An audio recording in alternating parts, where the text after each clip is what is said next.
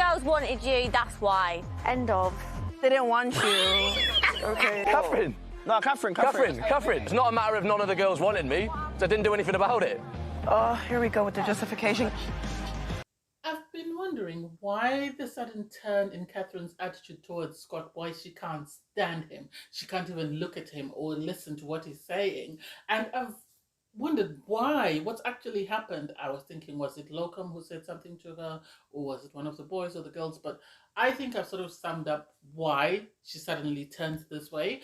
And it's sad that all the girls are sort of latching on, and also I'm surprised that Whitney hasn't said anything. And it's also surprising in the sense that Whitney doesn't seem to be piling onto Scott as much as everybody else is. But anyway, I digress. Hey there, it's your girl Valerie. Welcome back to my channel. In this episode I'll be reviewing Love Island season 10 episode 35. If you're new here, please don't forget to subscribe, leave a like, a comment, and turn on the notification bell for when I upload new videos. So the islanders wake up and Mitch and Abby receive a message to say that they're going on a date. I think it was nice for Mitch. It's nice that Abby is sort of humanizing Mitch, because Mitch had turned into this caricature that people just saw as creepy and were afraid of. And it's nice that sort of being with Abby has sort of changed people's perception of him. I like Mitch being in the villa just because he's messy, and that's the reason why I liked him there. I love their date. They go on their sort of on the water, and Mitch struggles to maintain his balance. It's really sad. At least he tried it, kept getting up. So I have to give him that. And Abby, I think, had done this surfboarding thing before, so she was able to stand and sort of try and support him from time to time. I like the fact that once they sat down and were having a conversation, they did talk about the fact that Abby was from down south, Mitch is from up north. How would they see themselves making their relationship work on the outside world, and whether Abby would be willing to move? And Abby said, yeah, I'm happy to move. And this made Mitch very happy, because I think he didn't expect her to say so.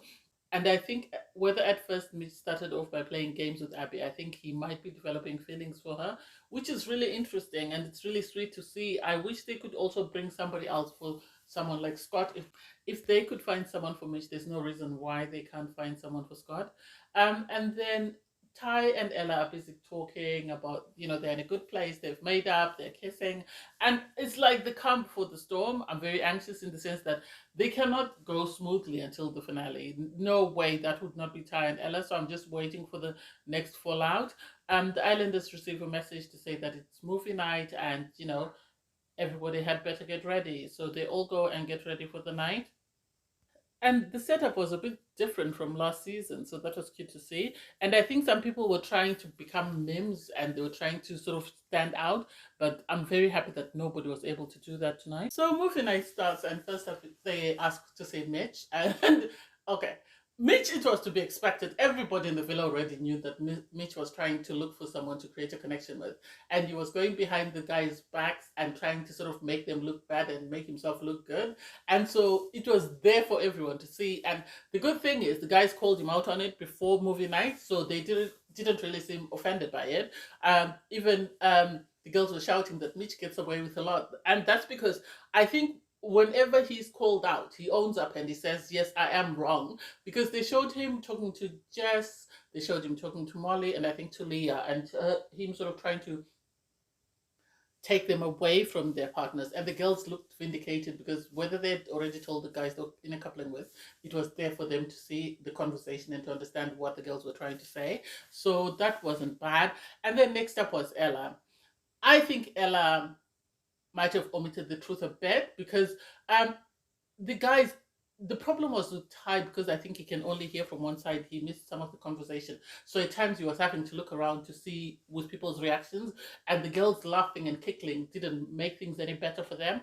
And I think it took Uzi sort of trying to sort of pacify him and tell him that no, nothing happened, we didn't kiss under the bedding, I just kissed her on the cheek, and so Ty seemed to take it better than I expected him to take it, although he was a bit offended when Jess tried to sort of intervene and sort of insert her own two cents. And Ty didn't like that. And I think the girls have this habit of sort of trying to talk back to the guys. And if it's one of the guys that they know that doesn't take nonsense and will answer back, they quickly pipe down. Whereas when it's someone like Scott, they go in and he sort of retreats. But anyway, I digress. I'll talk about Scott later. Next up is Montel. Montel is shown speaking to Ting. He kissed her on the terrace and is seen fiddling with her in fumbling or whatever the hell they were doing under the covers in bed. Um, and then Leah is sort of upset that why didn't you tell me that you held her hand when you were kissing her? You were more intimate that you. I think she was trying to say you were more intimate with her than you made out to be. And the fact that you said you were 50-50 and you had a lot more in common with her than with Leah, I think this is why Leah was upset. And it's surprising that Montel just told her, we'll talk about it later. And she was fine with that. And it's like, how? How are you okay with being spoken to like that after someone has done something to hurt you? Why would you accept him speaking to you and telling you to wait until the movie is finished and then he'll have a conversation with you? I don't get that. And the producers, I think, decided to make Leah out to be the angel or the victim because they showed her speaking to Lockham. And he was talking about how sweet she is, how much of a nice person she is, and blah blah blah. And the next scene is her sort of talking about Montel, how much she misses Montel, and how the guys don't match up to Montel. And it's like, why?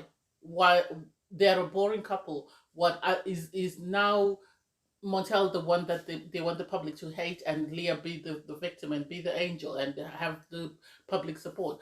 I don't think so. I think Montel and Leah are a boring couple. I think they need to go home. I think they're past by their sell-by date. It's time for them to go home. And Ty stood up and went, boo, boo, boo, Montel. And Ty is naughty. I think he was trying to sort of make light of it because he could see it was becoming very tense. But Montel didn't appreciate that, so Ty immediately stopped. Next up is Scott. I think Scott, so they show him his conversation with Catherine, the fact that he really liked that they were going steady, and also the fact that they made out on the terrace. And then the morning after the girls left, he did start to speak about how much he had missed Catherine, and he said, I can't wait for the girls to come in and hopefully I'll stop thinking of Catherine. And I don't see anything wrong with that. The guys that criticized him about always being positive about his relationship, he's trying to change how he sort of talks about his relationship. And suddenly the girls turn on him that, oh, so you weren't really thinking of Catherine, you were only thinking of the Casa girls, and the Casa girls didn't like you, this is why you were single. And it's like, no, I stayed loyal. I seem to remember Ty and company trying to push him to go after Gabby, and he said no, and Gabby even saying that she was interested in Scott. So the idea that no one wanted him, I think Amber was wrong for putting that out there, and I think Leah was wrong for parroting it out. And so when tables were turned and Catherine was shown, kissing Locum Elam, Scott had already said that he's not bothered by it. He has moved on. And for the girls to then pipe in, oh, we think he's better than Scott, we think this is your guy, this is that, they were wrong for that. Because had the guys done exactly the same thing, they would have been crying and storming around the villa. And so Mitch is right to call them out to say, you're laughing at my guy's downfall. And then suddenly you have Leah piping in. She couldn't answer Montel, but she's got the voice to speak out and sort of have a go at Scott. I think her beef with Scott is because Scott chose Catherine over her, and suddenly she's found a way to have a voice. KD is looking for attention, and she'll put herself anywhere where she sees the group going because she wants to align with the girls, especially after her Ty and Ella threesome. And so I think the reason why Catherine has suddenly turned on Scott and has got such hatred for him is because when she came from Casa, she looked terrified when she walked out and she realized Scott was on his own. And then as soon as Scott said, well, everyone was talking at the fair pit that I was playing you, it seems tables are turned and you are the one who was actually playing with me. I think she took that and held on to that because that went against the narrative that she was trying to put out to the fans or to the people watching, because this now makes her look like the bad guy. Because when Scott said, after the girl said nobody wanted you, and he said, no, it's because I didn't put in an effort. Here goes another explanation. And it's like, she doesn't like the idea that Scott is being vindicated and Scott is coming out as the good guy. She wanted to come out as the person who found this connection that was greater than Scott and is in this loving relationship. She's going to be a power couple and suddenly the idea that actually this is not how people see her is why she's got this sort of disdain for Scott.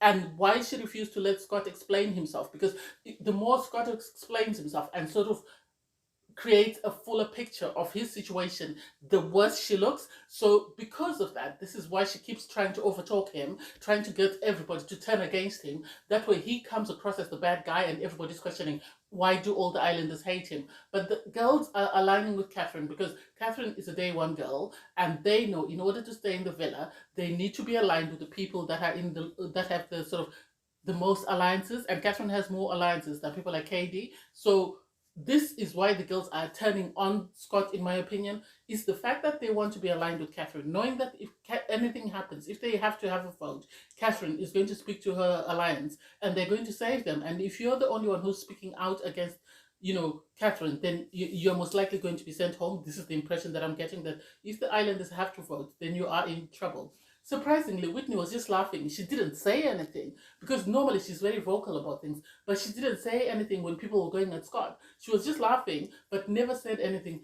Even when the girls were in Casa and they were talking about Elam's connection with Catherine, she was just sort of going along with the chorus. Yes, I think so. No, I don't think so. There was never once when she was shown pulling Catherine aside and telling her that, Catherine, I don't think this is it for you. I think Scott is it. No, they didn't show that. So it makes me feel like someone like Whitney is rather keeping her opinion to herself and maybe at some point will speak to Catherine. If Scott had done anything wrong, as the guys were saying that no one will ever come to you and say that Scott is doing this, Scott is doing that, then it would have been shown tonight, but there was nothing to show apart from his comment saying, oh, I can't wait for the new girls to come in, which makes me believe that everybody's hating on Scott because of Catherine. And Catherine is hating on Scott because he's coming out as the good guy in the relationship, as the one who was betrayed. And so the idea that she might be labeled as a person who betrayed someone is what is making her blood boil. And I don't get how Elam, I know you need to be in a couple, Ellen should take this as a lesson, because if Catherine can turn on Scott like this, how will she treat him when she decides that she doesn't like him anymore, or when somebody more her type walks into the villa? So then we see Ty. Obviously, Ty was the instigator. He was manipulating the guys. He was encouraging them to go and kiss the girls, and they just went along with it. And so the girls were like, "Oh, Ty is the manipulator. He's playing games. He's played you all. He manipulates you to do whatever you want." And it's like Ty is the ringmaster, and everybody is in his circus. In the sense that before Casa Amor, he told everybody that Scott was playing games and he really wasn't into Catherine. And people held on to that, went into Casa Amor thinking that Scott really wasn't into Catherine. And when Catherine did something wrong, they still held on to that justification that, oh, she did this because Scott was not into her. And when they got to the villa and he was single, that didn't make sense, but they couldn't let go of whatever Ty had said, and this is what they've held on to. And Ty has since moved on from that, and they are still left with the hatred. Ty, yes, he did encourage the boys to kiss because he couldn't kiss anyone without getting himself in trouble. I think Ty sort of tried to tarnish everybody else. That way he looks like the saint and is in the running for the prize. And to some extent, he deserves the prize because he's provided the most entertainment. I'm surprised that the girls didn't turn on him, because I'm willing to bet, had that been Scott, they would have thrown chairs, shoes, whatever you name it, at Scott, and they would have crucified him. But because it was Ty, they didn't do anything. Instead, they sort of tugged their venom on Sammy, because Sammy said something, was clapping his hands and laughing, and they picked on Sammy for that. And then the next clip was Sammy kissing the girls, and Jess was crying. Oh, he said his connection with Mel was stronger than mine. And it's like, the producers were very, very, very careful in the clips that they showed, because had they showed you everything Sammy has said about you, you wouldn't be crying sitting upright. You'd be laying on the floor kicking your legs, because he said some of the worst things about you. And I'm surprised you're still entertaining him. I'm surprised you still want to get to know him. The idea that you haven't noticed that he's more interested in all the other girls and in pursuing connections with everybody else outside of you doesn't make sense to me.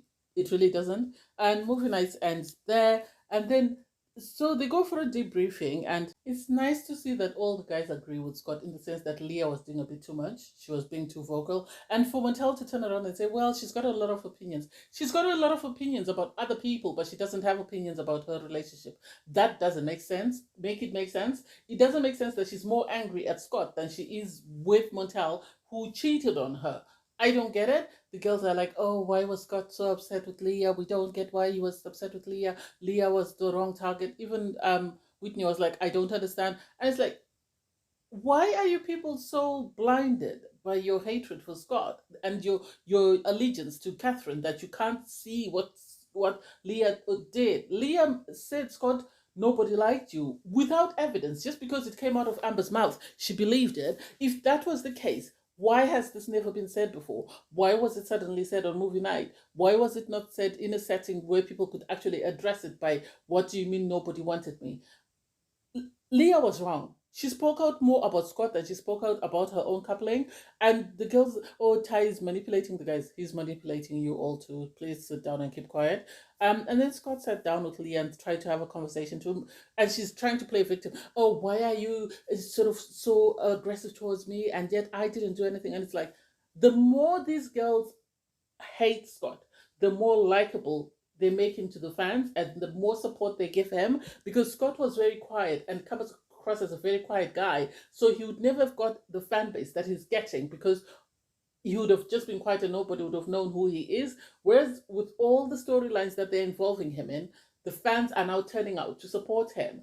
And it's backfiring on the ones that are sort of trying to sort of go against Scott, because the fans have turned against Catherine. And now Leah is going to be aligned with Catherine, which she didn't need because she's already in a couple that's very boring. And the fact that she's now taken on Catherine's battle is just going to put her in the wrong. I have to give credit for Scott though, because he will always apologize, regardless of whether it's right or wrong. He'll always apologize, and so he was raised right. It's a pity that Leah couldn't do the same. And for Sammy to say, "Oh, just go and get her, just go and get her," they'll never resolve it. It's like, well, they'll never resolve it because Scott is too nice. If she was going up back and forth with Sammy, she would never have done that, because Sammy doesn't apologize, and Sammy can be very rude and very aggressive. Surprisingly, Montel then switches seats with Scott, and Leah's vim suddenly leaves her. She's not as angry as she was. And it's like, why are you more angry at Scott, who you're not in a coupling with, than you are with Montel, who you're in a coupling with? You're more composed, you're more soft spoken, you're more understanding, and yet with Scott, you were not. Which makes me believe that Leah really liked Scott. And the fact that Scott chose Catherine over her, she's still holding on to that. And anything he does or says will set her off, because she's still holding onto the frustration that he didn't pick her over Catherine.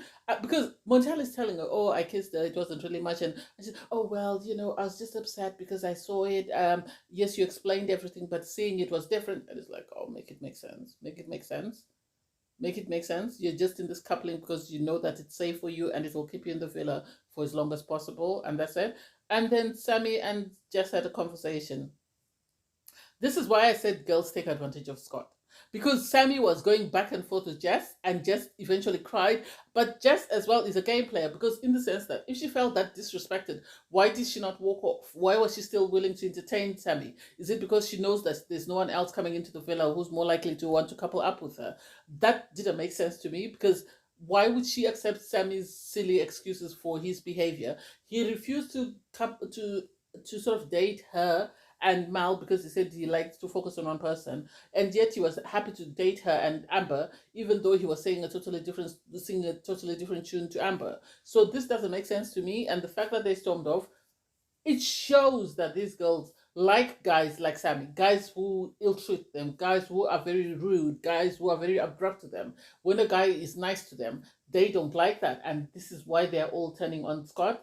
That's the impression that I'm getting, because Zachariah, they won't start with him because they know he'll give them a mouth. Sammy is the same. Ty has proved to be the same. Montel has proved to be the same. The Casa boys obviously are still very reserved because they don't know where they stand. But the guys that have been in the villa the longest, Scott is the only guy who will apologize and will take ownership of whatever he does. And this is why all the girls like walking all over him. I didn't get why Jess was going through all that back and forth with Sammy for no apparent reason. She should have broken up with him. There are other guys she could entertain in the villa, but I think she knows that there's no one else for her. This is why she continues to put up with Sammy's nonsense. But anyway, I digress. Thanks guys for watching. Please don't forget to like, share, comment, and subscribe. Bye everyone.